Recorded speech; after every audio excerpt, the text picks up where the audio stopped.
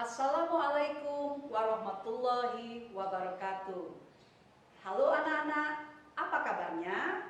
Semoga kalian selalu dalam keadaan sehat dan tetap semangat untuk belajar.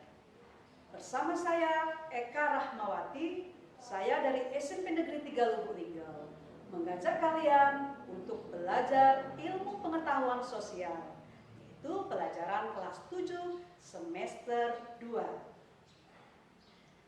Anak-anak yang saya sayangi, adapun materi kita pada kesempatan kali ini adalah tentang kelangkaan dan kebutuhan manusia.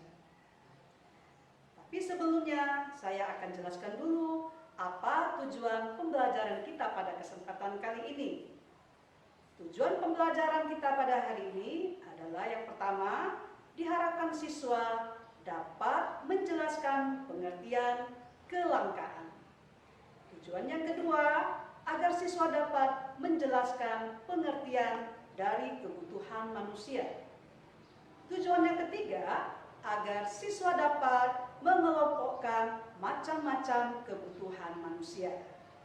Dan tujuan yang terakhir adalah agar siswa dapat memberi contoh macam-macam kebutuhan manusia tersebut. Anak-anak yang ibu sayangi, kalian tentu pernah mengalami mengantri membeli bensin di SPBU. Pernahkah kalian melihat atau mengalaminya? Bagaimana rasanya? Repot bukan? Nah, anak-anak, itu adalah suatu peristiwa, salah satu contoh dari kelangkaan, di mana kelangkaan itu merupakan masalah ekonomi. Kelangkaan terjadi ketika kebutuhan manusia tidak terbatas, sedangkan alat pemenuhan kebutuhannya terbatas.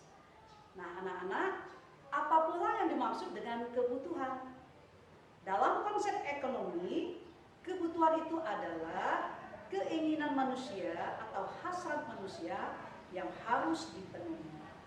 Mengapa? Karena kalau tidak dipenuhi akan mengganggu kelangsungan hidup manusia.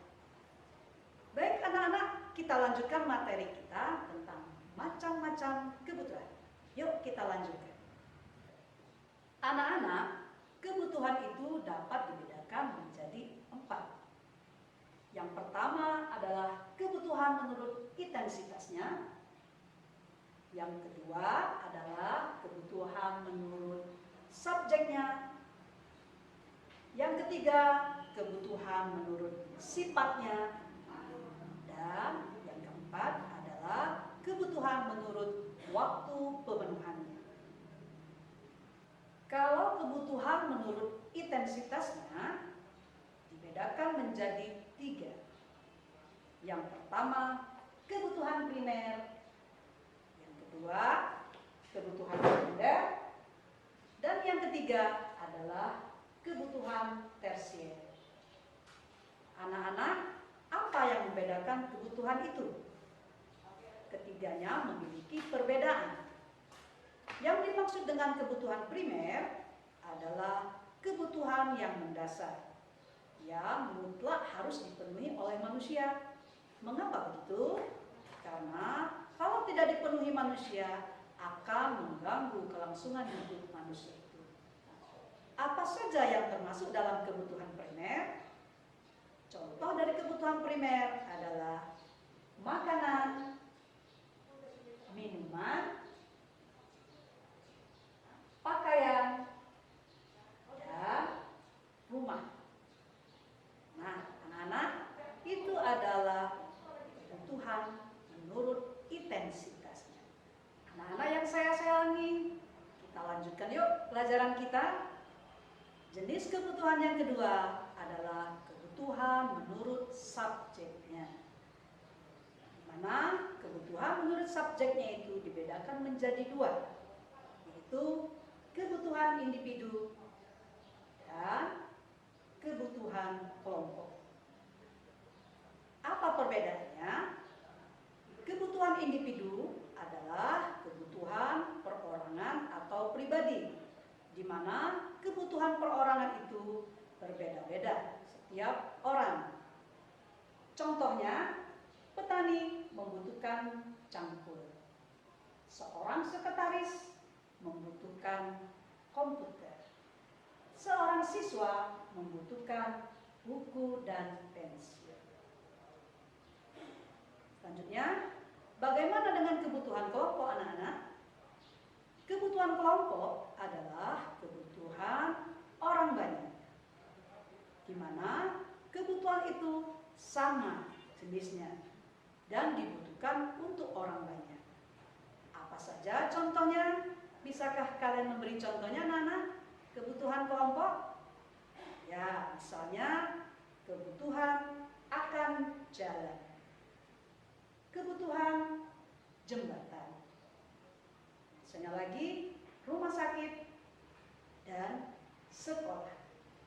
Nah, itu adalah jenis kebutuhan menurut subjeknya.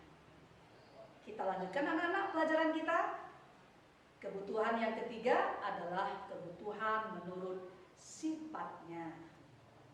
Apa saja kebutuhan menurut sifatnya? Ternyata kebutuhan menurut sifatnya anak-anak ada dua macam, yaitu kebutuhan jasmani dan yang kedua kebutuhan rohani. Apa perbedaannya? Kebutuhan jasmani adalah kebutuhan yang dibutuhkan oleh badan kita atau fisik kita, jasmani kita. Apa saja contoh kebutuhan jasmani?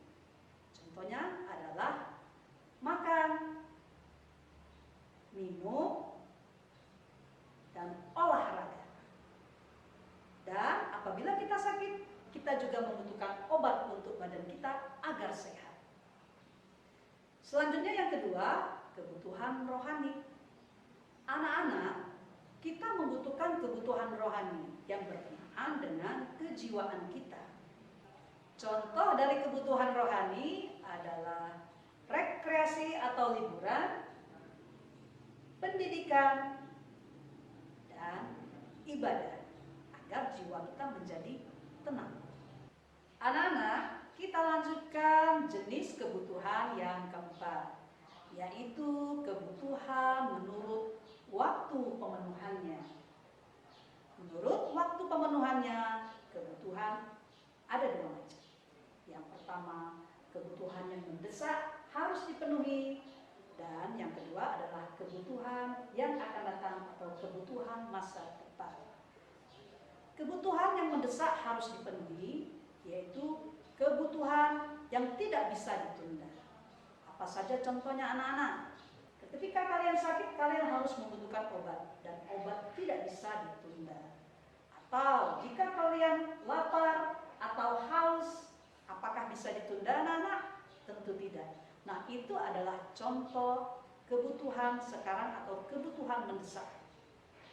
Selanjutnya, kebutuhan masa depan atau kebutuhan akan datang.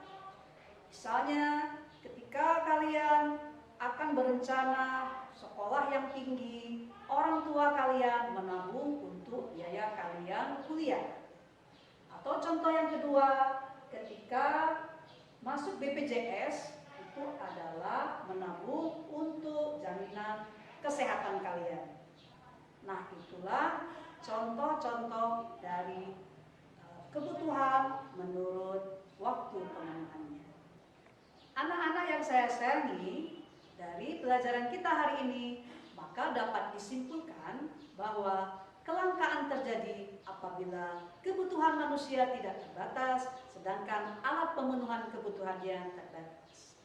Menurut konsep ekonomi, kebutuhan itu adalah keinginan atau hasrat manusia yang harus dipenuhi. Macam-macam kebutuhan ada 4 macam. Yang pertama, kebutuhan menurut intensitasnya. Yang kedua, kebutuhan menurut subjeknya. Yang ketiga, kebutuhan menurut sifatnya. Dan yang keempat adalah kebutuhan menurut waktu pemenuhannya. Kebutuhan menurut intensitasnya ada 3 macam. Kebutuhan primer, sekunder, dan tersier.